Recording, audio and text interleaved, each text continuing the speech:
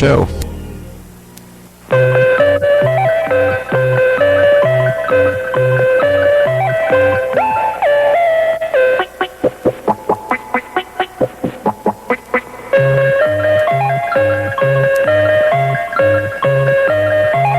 Happy Jack says it's time for Romper Room and time for us to say good morning to Doobie and welcome to Romper Room. Doobie would like you to put on your wings. Got big Doobie wings and then start flying with us all over Romper Room.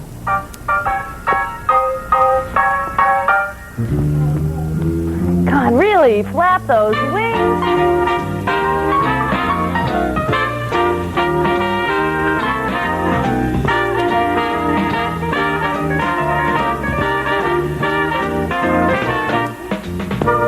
Can you fly around in circles? Come on, everybody.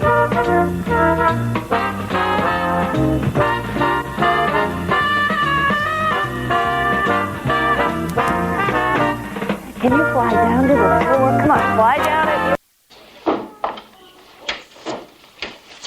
Colored Italian.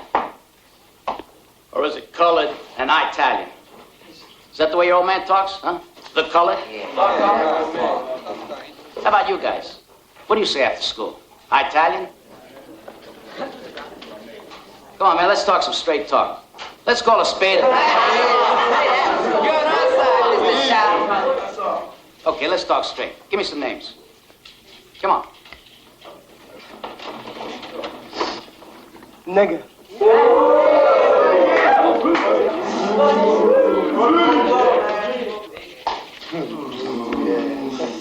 Greaseball. Yeah, that's right. Jungle bunny. Swamp guinea. Handkerchief head. Mountain wop. Yeah. Boogie. Guinea. Coon. Dago. Watch your mouth, boo-boo. Spear chucker. Motherfucker, I'm gonna chuck a spear up your ass. Hold it, I can't write that fast. Okay, is that it? That's all? We ran out of names pretty fast, didn't we? Okay, what did we learn here today? Mr. Chops, the white boys forgot a couple of names. Let's see. They forgot spades, spooks, and jigs. Yeah, jig is good. Put that up there on the board. Now, how'd you guys forget those names? That must have been a mental lapse, Mr. Sharp. Mr. Sharp, I think it's because there are a bunch of dumb-ass, greaseball, guinea, wild, homosexual kids. Fuck you, you Dago, motherfucker. Hey, jigaboo. Your mama, you ain't got one. Fuck you. What'd you say? Fuck you.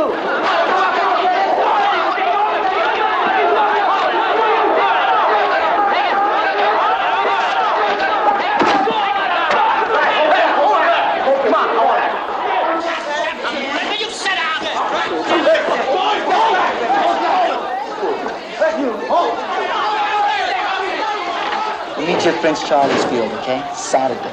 Got it. Saturday at noon, man. No guns and no knives, all right? Listen, I want everybody after school. You gotta get everybody. Sit down. Don't worry, man. Fucking hang that little bastard.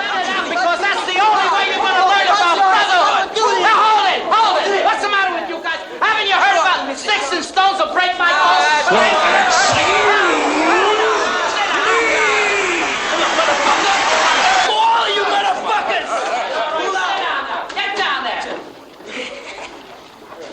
You animals.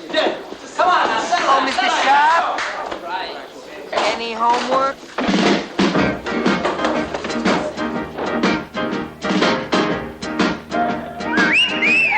Oh, and I'm the type of guy who will never settle down. Where pretty girls are, well, you know that I'm around.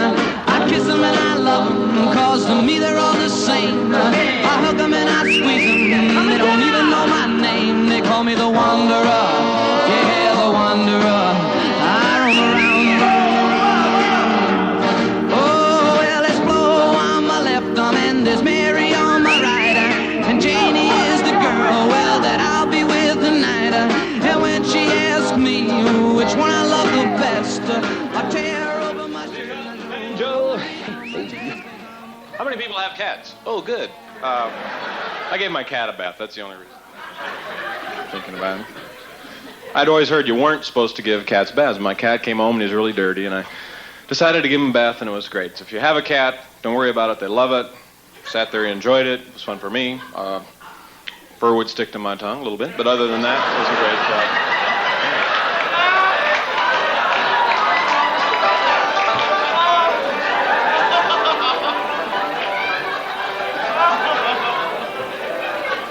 Can I have a blue spotlight or something like that? Kind of a mood thing, okay? Like a blue.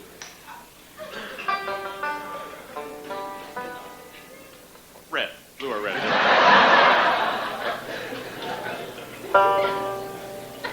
Tell you what, let's leave it white on this. I think that'd be the best. Is there nobody up there? Can we get somebody up there? It doesn't matter. Just thought that might be somebody on the spotlight during the show. Let's drop it, okay?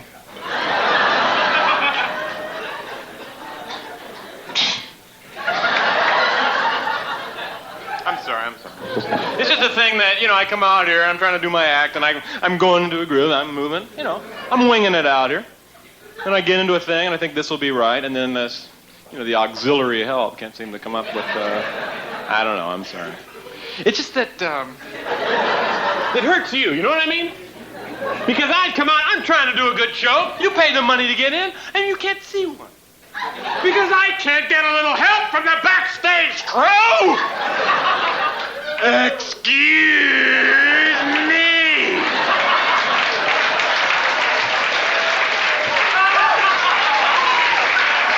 I'm sorry, I'm pissed!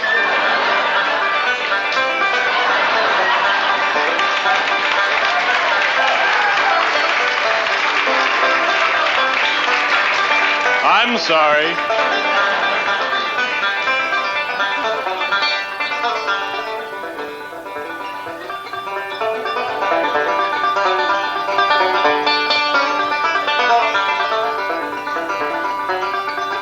I'm making this up.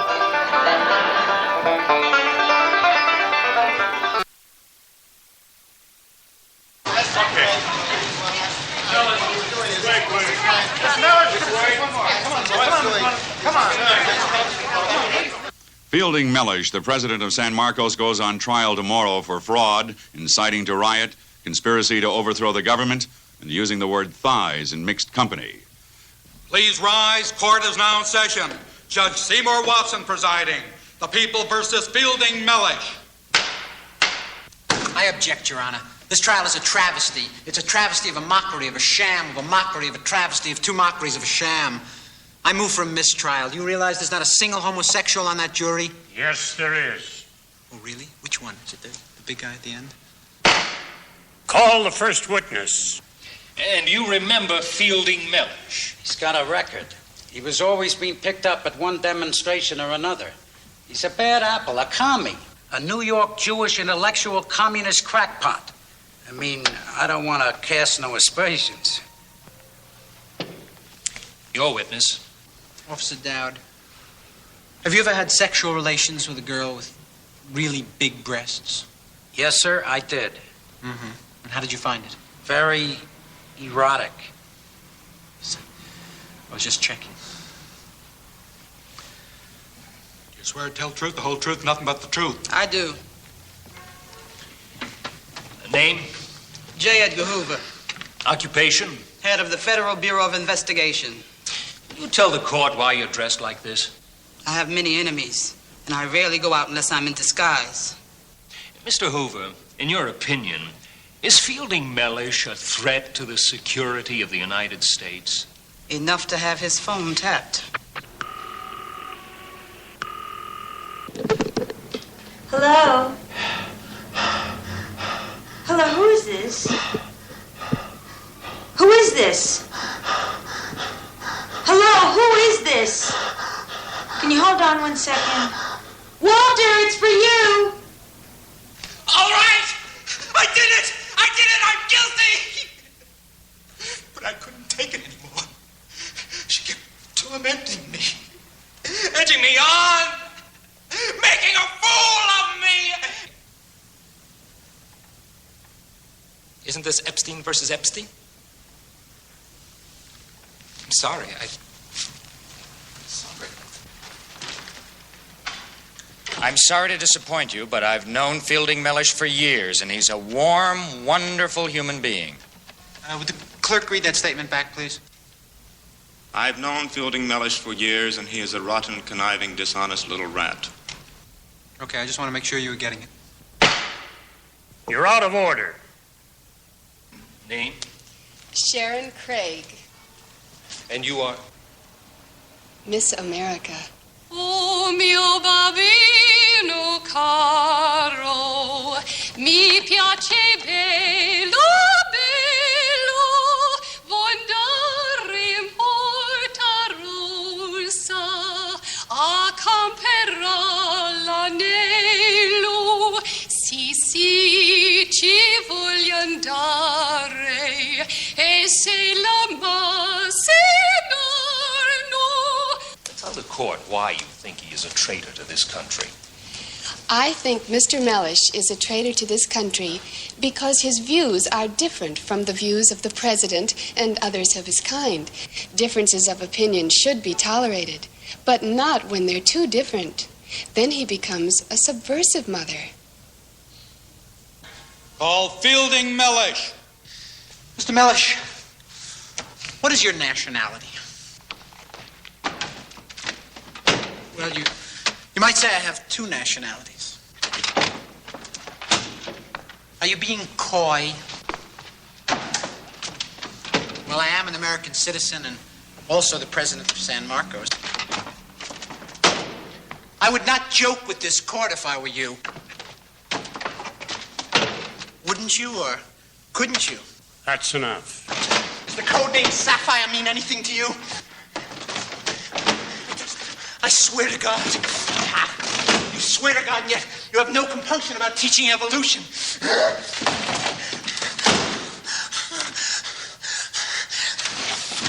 Where were you on the night of June 23rd? Since you cannot resist disrupting the court, I order the marshal to bind and gag you. And so you followed Fielding Mellish and overheard him make treasonous remarks about this country. I did. Your witness.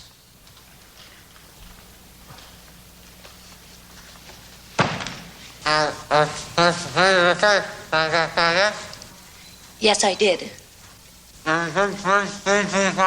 No. I don't remember. No. Don't put words in my mouth. Yes. Yes, it's true. I lied. Ladies and gentlemen, you will retire for your verdict.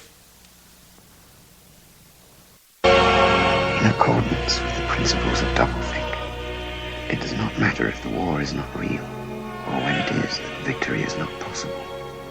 The war is not meant to be won. It is meant to be continuous.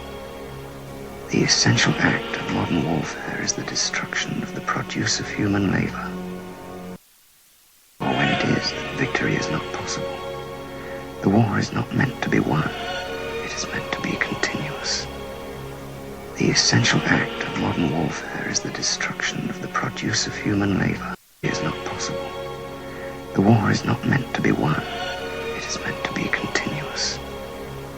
The essential act of modern warfare is the destruction of the produce of human labor. A hierarchical society is only possible on the basis of poverty and ignorance. In principle, the war effort is always planned to keep society on the brink of starvation.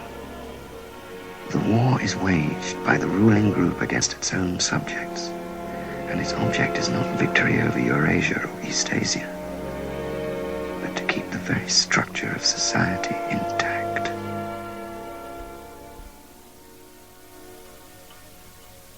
Julia, are you awake?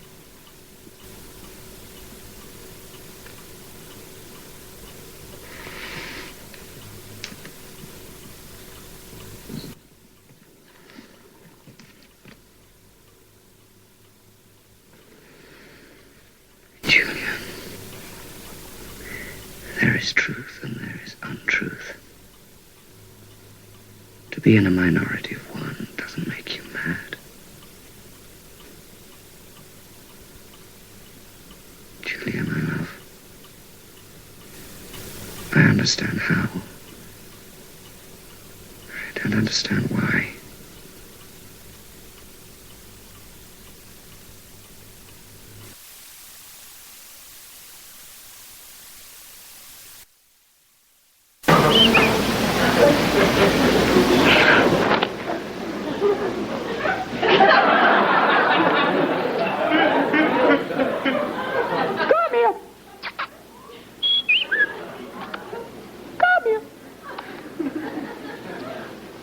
I gave the pigeons my methadone so they come back. Come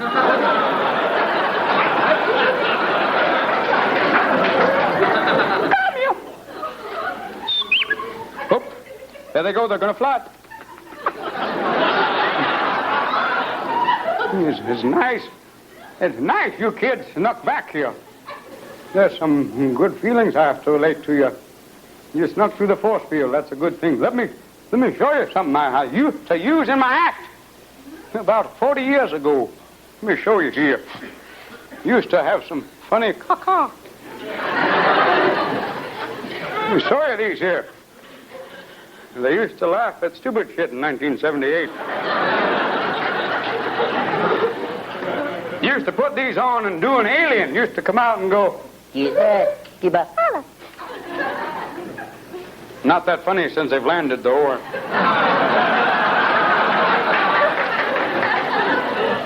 They come looking for your ass for this now. It's true.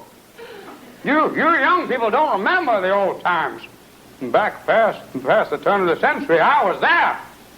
Do you remember World War III?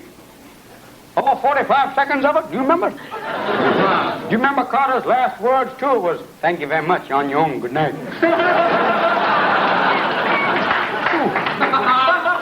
Strangers. Then there was the great quake where we all surfed to Colorado. That was some bitchin' disco time there. There's some memories there, boy. Some great memories. Then there were all sorts of changes. Things went down. You, from me to you, you got to be crazy. You know what I'm talking about? Full goose bozo. Because what is reality?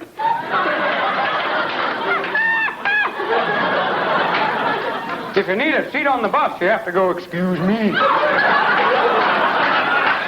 That'll do it to you. Yeah, well, messes them up. Sometimes, if they call for your taxes, go. That should put them aside for a day or two. Got to be crazy. You've got to. Because madness is the only way I've stayed alive. Used to be a comedian. Used to a long time ago. It's true.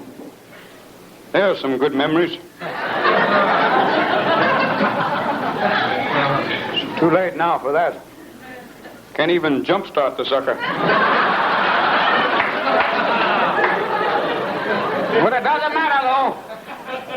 I can gum you to death. I'm being grotesque, but you've got to be. You see what I mean? You got to be crazy. It's too late to be sane. Too late. You got to go full tilt, bozo. Because you're only given a little spark of madness. And if you lose that, you're nothing. Don't. From me to you. Don't ever lose that, because it keeps you alive. Because if you lose that, that's my only love. Crazy. Because there's no way any government in the world can handle madness.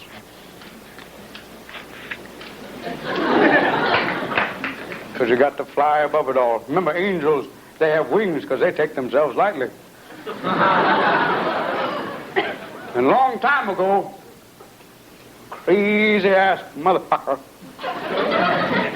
named Lord Buckley said, remember him? One of the original full goose bozos. A man who took nothing seriously. I don't want to preach to you, because preaching is like what my grandfather used to say, you can fool some of the people some of the time and jerk the rest off.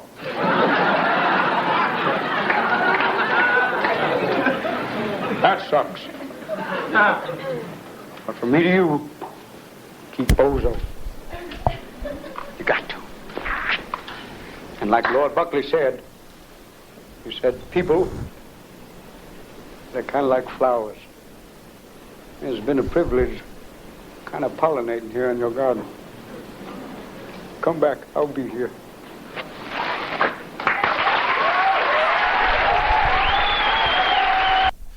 Prophetic, Robin Williams, 1977. The chat boards are still down, so we're just going to play music, but I wanted to say hi because I am live. I wanted to make sure that we knew that this was all edited live. Just to, because I need that attention.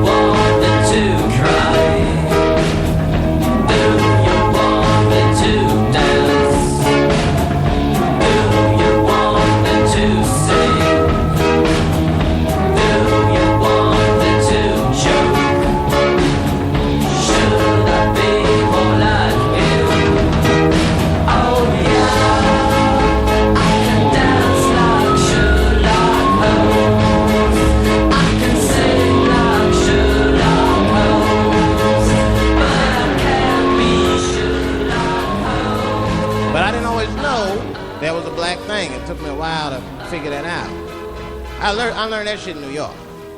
I was in New York City. Now, I was hanging out with a friend of mine. He's a white guy, We were just hanging out. And we were lost in the city, we were smoking a joint. Now, I don't know if it's a coincidence that we were lost in the high and shit, but... my white buddy, he was smoking a joint. Dave, it's the goddamn cops.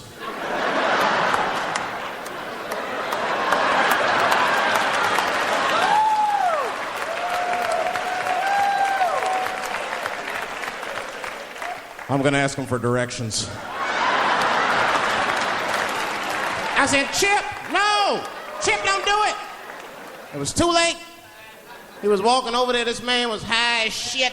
Excuse me. Excuse me, sir. Touching him and shit. Excuse me. Need some information. Start confessing things you shouldn't confess. I'm a little high.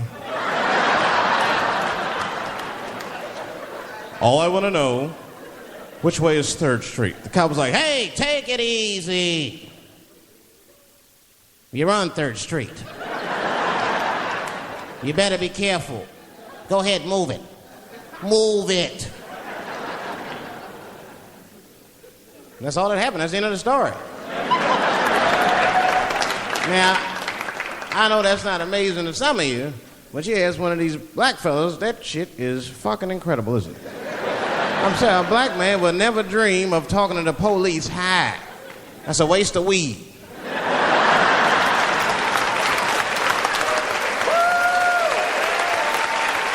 Serious. I mean, I'd be scared to talk to the police when I'm sleepy. They fuck around and get the wrong idea and shit. Oh my God. That nigger was on PCP, Johnson. I had to use necessary force. You saw him. No paperwork. Just sprinkle some crack on him. Let's get out of here.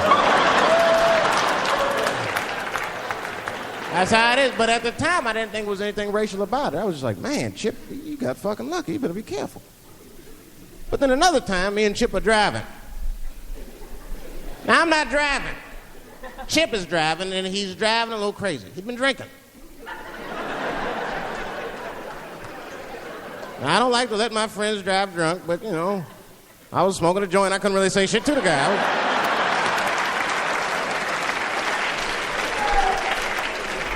And we get at a red light. We stop at a red light, and a car pulls up next to us, and I'll never forget it. Chippy looks at me, he's all drunk, and she's like, Dave, I'm going to race him.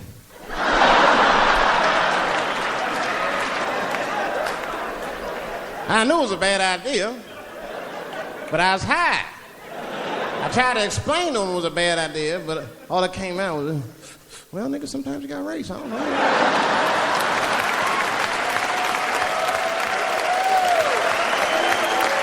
Man, that light turned green and Chip took off, zigzagging and shit so no one could pass me. The other car didn't even know he was racing.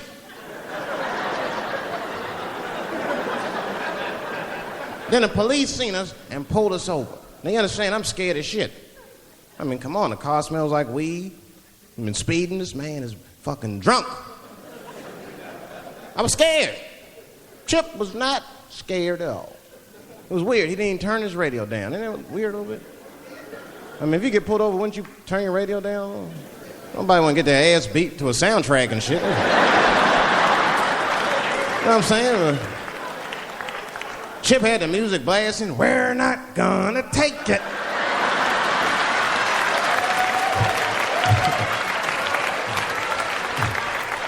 He looked at me and said, Dave, just relax. Close your butt cheeks. Just relax. Let me do the talking. You want to know what he said? This is almost exactly what he said. I couldn't believe it. He says, oh. Sorry, officer, I didn't know I couldn't do that. I was fucking shocked. The cop said, well, now you know. Just get out of here. Just get the fuck out of here. Chip said, okay, I will, sir. Thank you. What? What's wrong with you, Dave? I didn't know I couldn't do that. He said, that was good, wasn't it? Because I did know I couldn't do that.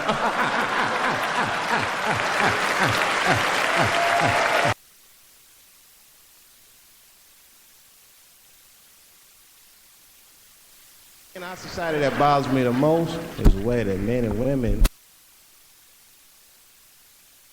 don't get along no more. That's really what's bugging me about it. Men and women just don't get along. Like I hear women say this all the time. I know a lot of you sisters be like, chivalry is dead. Don't you? Don't y'all feel that way? Like men aren't gentlemen anymore? That's right. Chivalry is dead. And women killed it.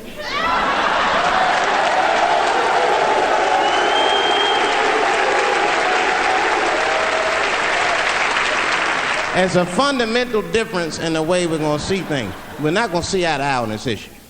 We're just not. Our tests in life are different. A woman's test in life is material. A man's test in life is a woman. Now, by test, I mean that those are the things that we desire. Men have nice cars. Not because they like nice cars, because they know women like nice cars. That's how it goes. Because men are hunters, and the car is the bait. And a woman comes and says, ooh, nice Porsche. Gotcha, bitch. That's how it is. That's true. Come on now, you go to a woman's house, her house be comfortable as shit. Women love comfortable surroundings, so men get comfortable surroundings. Let me tell you something. If a man could fuck a woman in a cardboard box, he wouldn't buy a house. But that's still not where chivalry got killed. Chivalry got killed by the feminist movement on the magazines that got women going crazy, because women got too much advice about men from other women. And they don't know what the fuck they're talking about.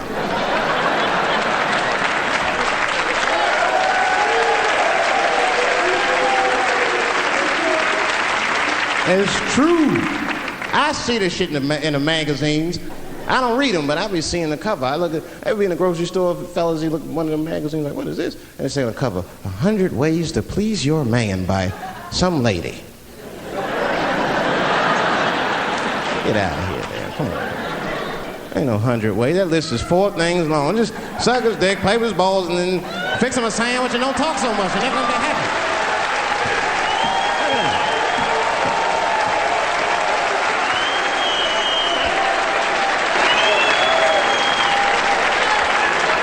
And then the magazines trick the women. The magazines start picking at your self-esteem. Every page you turn, you start feeling fatter and uglier, and you feel like your clothes aren't good enough. And the magazines have you forgetting how fucking beautiful you are. And that's what happens. Now look what happens. And then you forget how beautiful you are, and we all suffer. If pussy was a stock, it would be plummeting right now because you flooded the market with it. You're giving it away too easy. I'm just being truthful. I'm just talking. It would plummet. We'd be watching the news today. Pussy plummeted again on the NASDAQ. Gold is up 10 points. You can see it. You ever have this happen? This is how confusing it is. This is the practical application of what I'm talking about. Like a guy be out, this happens to a lot of guys. You be out at a club, bar, right? You're kicking with your boys, and a girl walks by, and man, she looks good. She looks good. Not good in that classical way. I mean, you know, I'm talking good like she got half her ass hanging out her skirt. Her titties are all mashed together, popping out the top of her turtleneck and shit.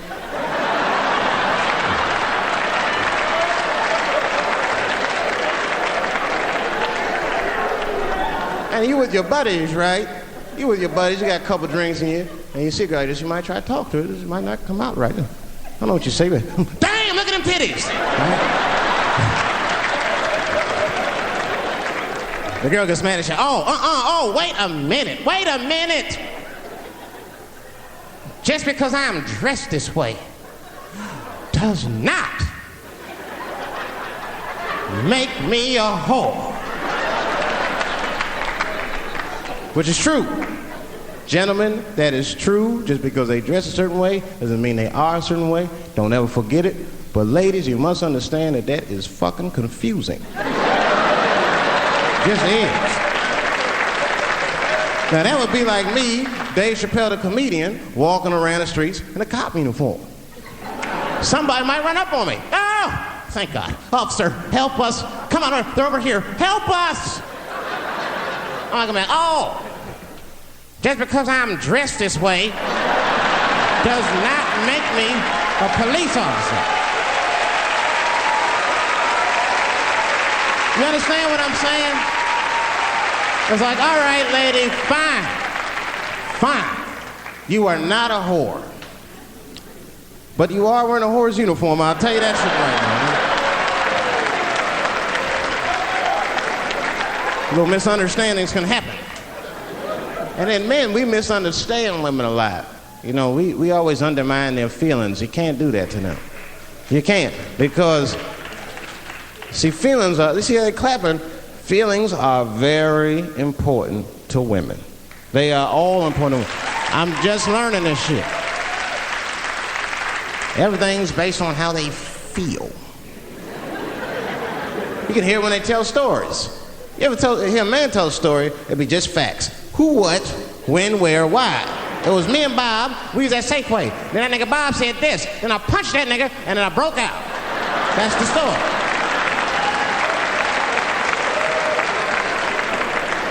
That's the story.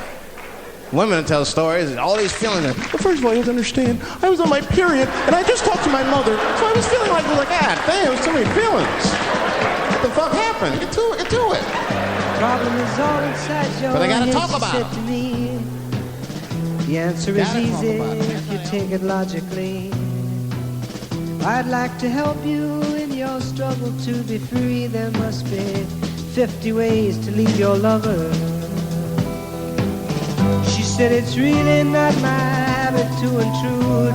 Furthermore, I hope my meaning won't be lost or misconstrued. So I'll repeat myself. At the risk of being crude, there must be 50 ways to leave your lover. 50 ways to leave your lover. Just slip out the back, Jack. Make a new plan, Stan. Don't need to be coy, Roy. Just get yourself free. Hop on the bus, Gus. Don't need to discuss much. Just drop off the key, Lee, and get yourself free.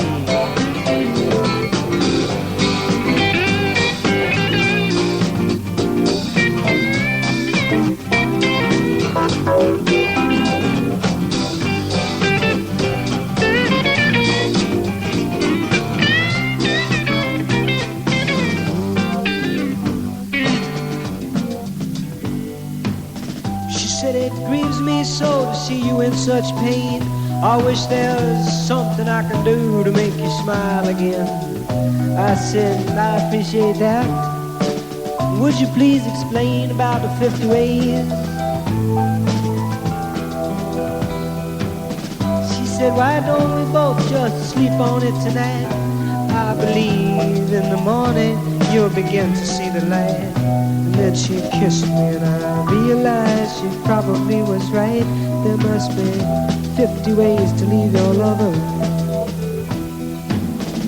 50 ways to leave your lover. You just slip out the back, Jack. Make a new plan, Stan. Don't need to be coy, Roy. Just get yourself free. Hop on the bus, Gus. You don't need to discuss much. Just drop off the key, Lee, and get yourself free.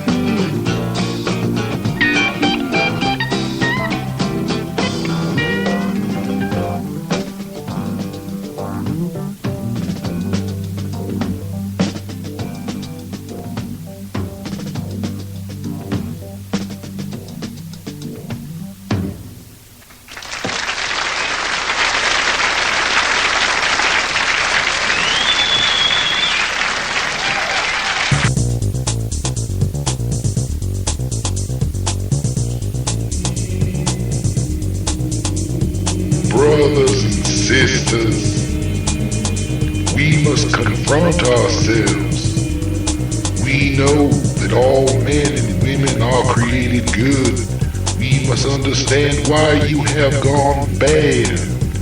You cannot play checkers with your life, jumping around like an old whirlwind, wrapping your dishes and plates, and then unpacking them and placing them back on the shelf.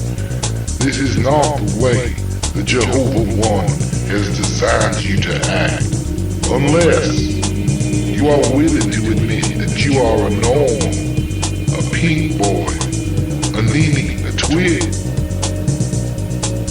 Only then can you decide where your path shall lead you.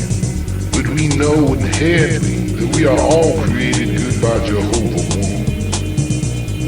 Some of you got such bad luck sometimes in your life, you couldn't hang yourself with your own necktie. This is when you should look to Bob. When you look to Jehovah One and say, Bob, come into my life, and you shall see one set of footprints in the sand. And that is when you will know that Bob has charged you $5.99 to carry you to the nearest taxi. Praise Bob in his divine ways. You got to know that life is like a vanishing twin, a baby inside of a twin, inside of a woman's belly. That's how confusing this wiggly world can be. You gotta raise up above this wiggly world and grab the hand of Bob. Praise him and all that flows from Bob.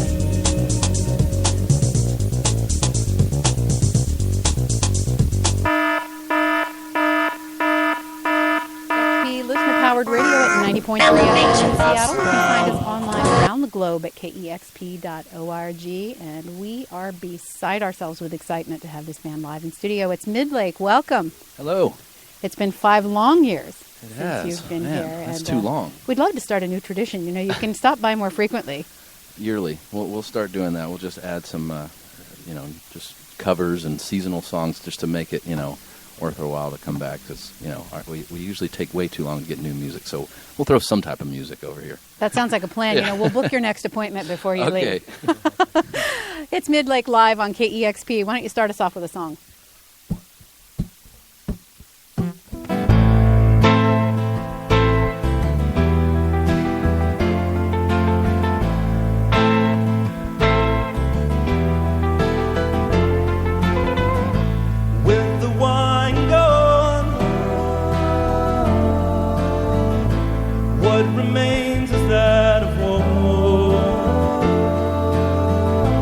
Will the darkness fade?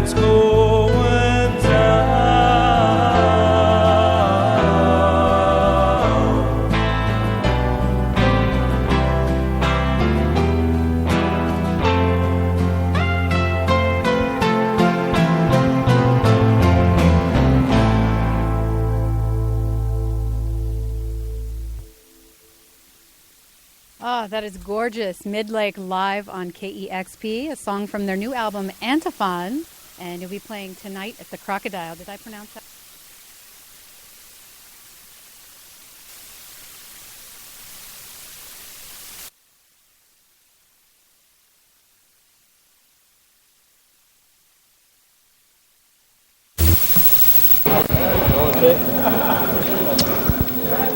Okay, Mark, what's going on here today for people that aren't here and aren't aware?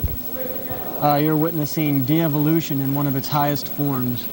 We have a lot of money being thrown out the window for a satellite live 3D Devo concert. It seems like the band's sort of always in the right place at the right time in terms of technological innovations. Do you search these innovations out, or do they search you out? Well, they sort of kind of attach ourselves to us like benevolent parasites.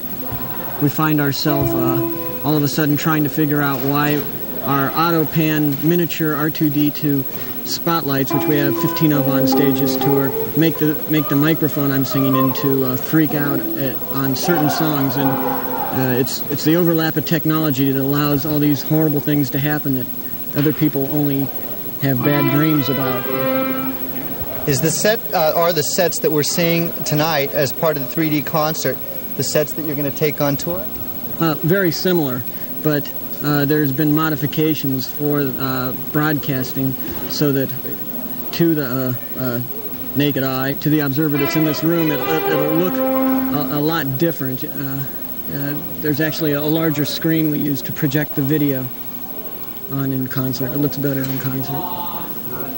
But the basic idea of this show, the one presentation with the screen, and then this presentation, and then the honed down presentation for the third act is what you're going to go on tour with. Yes, that's correct. This is the Oh No, It's Devo tour. Named so because there are many people out there who, when they hear we're around again or have one more album coming out, that is their reaction. But we're just here to tell the happy news that Devo is not ready to gasp its last breath of air yet. We're still going down for the count, and we're fighting all the way down. What's their reaction? Well, so far it's mixed. There's there's those who throw potatoes and those who eat potatoes, and we're just kind of whipped up in the middle of them all. Wouldn't it seem that Devo is in its best position ever as far as going out on the road with the last album, which did so wonderfully well, and the AM recognition, that you're actually in a strong position this tour? Well, whenever the record company has you over a barrel and is busy whacking you on the patties, it's hard to ever call that. It's hard to call doggy submission a great position to be in, but that's where we're at. How does the band gear up for a tour? Do you enjoy the pace on the road? Because you've been on the road a long time. I mean, do you look forward to that, or is it like? Well, it requires a lot of self-abuse, and for us, it's never anything that we desire or seek out. We're only fulfilling our genetic imperative, which is doing what we must do, and that's being Devo. When you design a set like this, are these set designs mutations of former sets? Well, whenever the record company has you over a barrel and is busy whacking you on the patties, it's hard to ever call that. It's hard to call doggy submission a great position to be in, but that's where we're at. How does the band gear up for a tour? Do you enjoy the pace on the road? Because you've been on the road a long time. I mean, do you look forward to that, or is it like? Well, it requires a lot of self-abuse, and for us, it's never anything that we desire or seek out. We're only fulfilling our genetic imperative, which is doing what we must do, and that's being Devo. When you design a set like this, are these set designs mutations of former sets, an evolving thing, or is this something? Excuse me. My crew will be going on overtime another half an hour. Okay, sure. My permit's at 9 o'clock.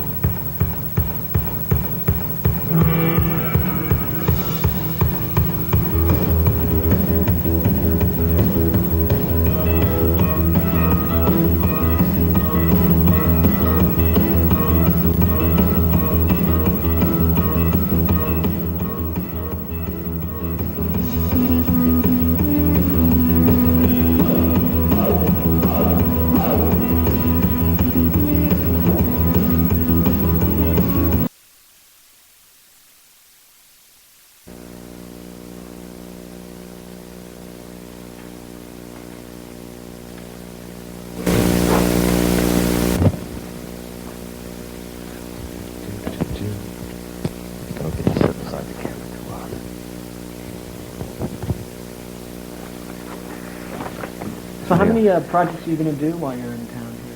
This is it. I'm flying out tonight at 11. Oh, Fat Farms and Devo. What a pair. Good combo. Yeah, for sure. You know, Devo is Japanese for fat. I found out from a band called the Plastics, who kind of were a cross between Devo and B-52s. They were a great band, a top secret band, and all Yeah, those you know tunes, who right? they are. Yeah. And they did a version of Jocko Homo in their set, and they dressed in padded outfits. Well, I remember reading about that, and the people in the audience, it was, Are We Not Men, We Are Fat, or something like that. Yeah, they did their own version, yeah. That's pretty funny, isn't it? Well, let's get this one over with, and we'll just chat after that. Mark, probably the biggest promoter of de-evolution, other than yourself, of course, was Henry Limpet from the infamous movie The Incredible Mr. Limpet, starring Don Knotts. And yeah, I remember just before he jumped in off the dock into the water and was transformed into a fish, he was holding this book called Reverse Evolution. Now, explain to the audience Devo's theory of de-evolution. Well, Devo's theory of de-evolution is a little bit different than Mr. Limpet's.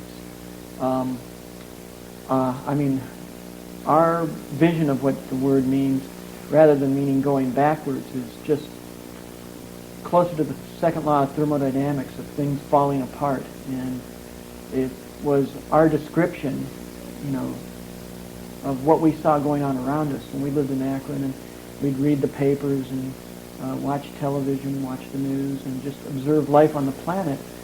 It seemed to us that the best way to describe it wasn't really evolution, but was de-evolution. It seemed like technology was just helping lower the quality of life rather than to make life easier or better for people. A lot of people misunderstood that. There was a line in the recent Enigma bio, please don't let them be misunderstood. Misunderstanding the Devo philosophy it's been a deterrent in the band's success, probably, no doubt, that people just can't believe that this band exists. Well, you know, our humor is what got us. You know, it's we sort of have we like ironic humor, and irony is the form of humor that is least understood by people, especially if somebody has a tendency not to be very humorous. You know, anyhow, it's like irony goes right over top of them, and a lot of things that Devo did by, you know, incorporating and you know, like for instance, the Honda commercial was a great example of, you know, it was express your individuality, yet there were 5 guys riding 5 bikes that were exactly the same, and the 5 guys were dressed exactly the same. You know, to us that was a high piece of ironic humor, but you know, it got us in trouble at different points of time in our career. You know, people would look back at us while we were on stage and they'd go, "You call me a monkey?" You know, and then, you know, they'd get angry about the lyrics of Jocko Homo or, you know, Whip It. And, you know, we had disc jockeys that would wink at us and go, "Hey, I whipped it just this morning," you know, right before we did the interview with them. And so, yeah, we've been misunderstood. You know, some people have called us clowns, others have called us Nazis. You know, that sort of describes either Ronald Reagan or Ronald McDonald to me, but, you know, a lot of people have attributed us with those characteristics, and what can I say? Now, a lot of the general public know Devo only from Whip It and the energy domes that you've worn. You think a lot of people would be surprised if they actually knew how much Devo has infiltrated current entertainment that's shown around the world every day? Probably so, you know. But that's the nature of Devo and de-evolution. We're subversive, and Devo at its best is a subversive activity. You know, all those L. Ron Hubbard commercials that say buy Devo records, you know, like just you can barely see it, but it's there, you know, and it's just underneath the narrator's voice, you know, every time you watch those commercials. You know. Explain how Devo began as an art project back in school. Well, I think it was 1970, maybe 69, 70 when Jerry and I first met. We were at Kent State University. And through the early 70s, we talked about, we actually collaborated on a few different projects that were art before we ever did any music together. We made decals that, of little potato men that we, soak in water and then put them on other people's artwork or just on the glass over top. We never really damaged anybody's artwork. But, we'd put them around wherever they were needed and to make a comment. And we talked about Art Devo being a clearinghouse for ideas and information and art, and there'd be maybe, who knows, anywhere from 10 to 30 artists that would work through Art Devo, and they would all be anonymous. The people, it'd be more like a think tank. And Art Devo would have been involved, would be involved in everything. We always thought we had, theater and films and whatever, and it just turned out that music was a cheap venue to enter, and anybody can afford an amp or a guitar, and you can get that together. And seeing as we didn't exactly have much of a financial situation back then, that became a logical choice for us, just to get into music. And Art Devo became the De-Evolutionary Army, and in 1976 the De-Evolutionary Army became Devo. What kind of instruments were you using back then that weren't, your regular guitars and drums? We used a lot of toys, and also just things that other people were casting away. We would pick up broken equipment and find ways to misuse it. We had Paya synthesizers. There were these little kits that you built with hairpins and... like a science project? Oh, they were like little science projects, and got a lot of mileage out of those. And at the time, there was no such thing as electronic drums, and our drummer at the time, who was my younger brother, he would invent electronic drums to use on stage, because we'd tell him things we'd want to hear. And he had piano pickups and throat mics for jet plane fighters that he'd buy at a salvage dump or something, and he'd hook them up to his drums and his cymbals, and he'd have a cymbal that sounded like a garbage can lid, and he'd get V2 rocket sounds out of his snare drums and tom-toms. I remember the early sets, though, were very hard to control, and sometimes he'd be in the middle of a song and all these explosions would go off. It'd sound like an ammo dump just got lit. And we'd have to wait till he could try and, control everything again. And he actually became shortly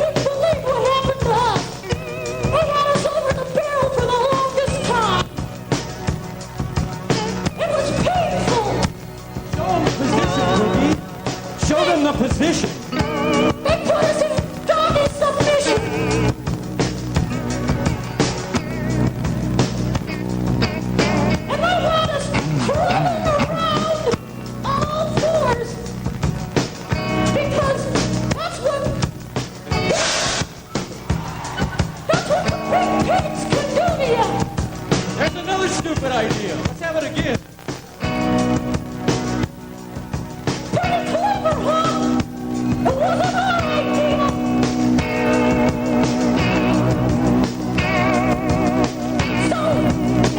Just like this as much as we did. Resist stupidity. Resist it. Because we love you.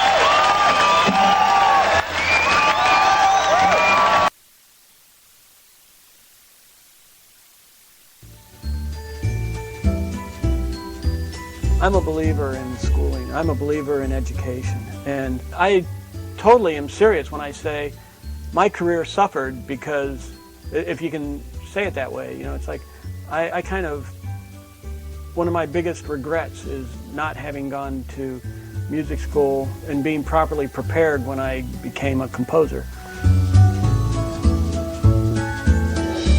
I scored my own films. That's how I got my start.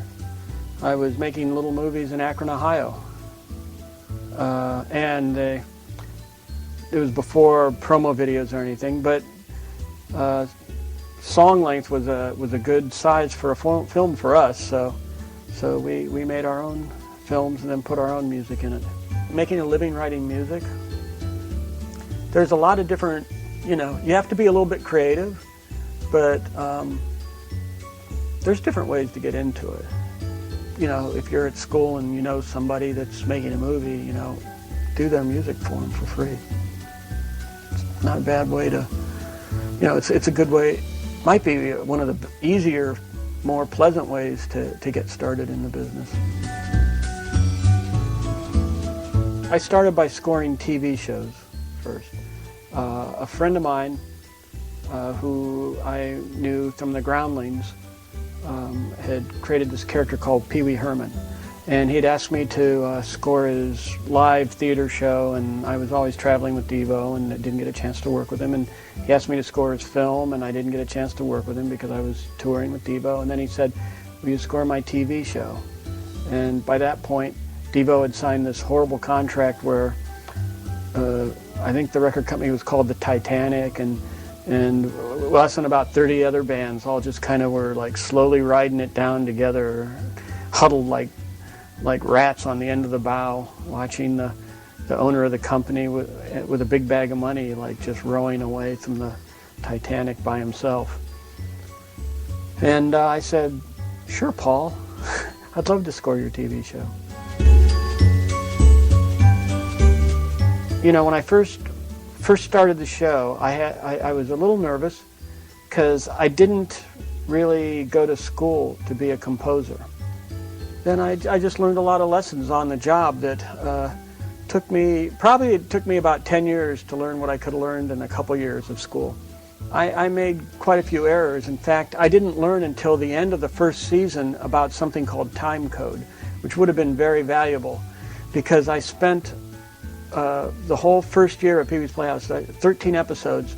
I would turn on the show, and then I'd go to my multi-track tape recorder and turn it on, and then as soon as the scene started, I'd start playing what I had to play, and then the fun part was then trying to put tracks on top of that track.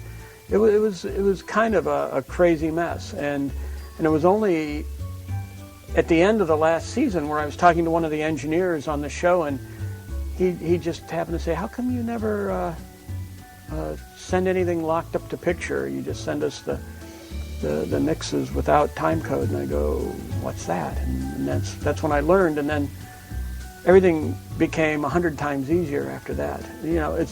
There were so many little things that, as a matter of fact, scoring films, I was afraid to score a film because I wasn't confident about orchestrating, and so I for a long time avoided scoring films and just did TV because I felt really safe there. And I owe that to the fact that I didn't take any classes in music at Kent State. I should have been taking some music.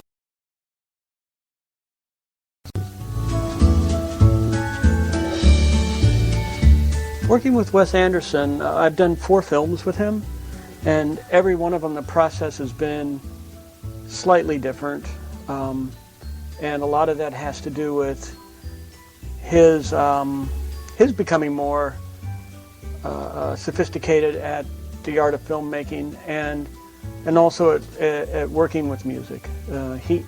He's learned about scoring films along the way too, and I remember on the first film, Bottle Rocket, I met him after he'd already shot and edited the film, and Sony was having a panic attack because they thought his movie was going to be like Tom Hanks and Big. I don't know why they thought that. I don't know why they thought this movie. They thought it was going to be a totally different kind of movie, and they didn't know where to find a composer that they could work with. And Wes just mentioned that he liked me, and so we met, and I saw the movie, and I thought the movie was great, and so we got to work. But I remember he wouldn't let me use bass instruments in the first movie. There was a lot of high-pitched. He likes things like harpsichords and flutes and piccolos and high-pitched instruments, and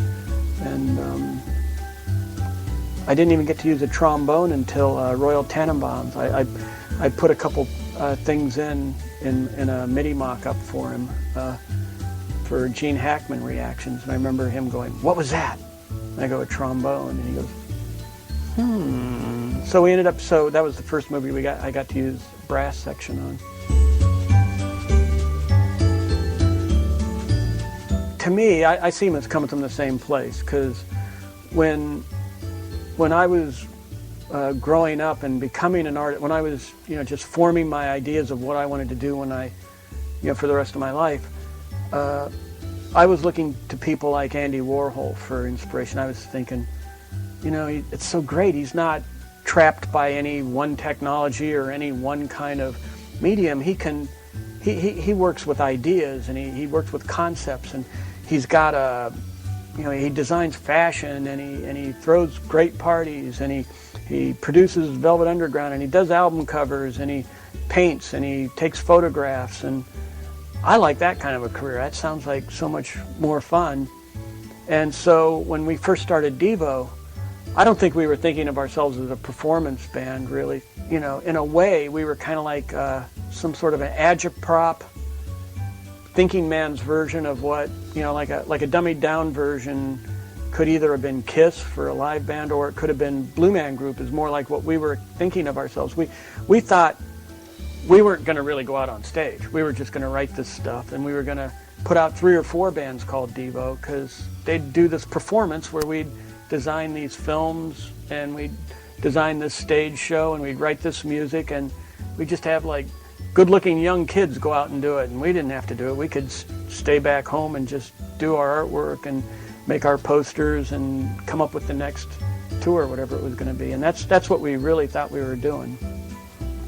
But anyhow, so I still think my visual art and my sonic art come from the same place because of that. Because in a way, I think everything I do is kind of a permutation of Devo.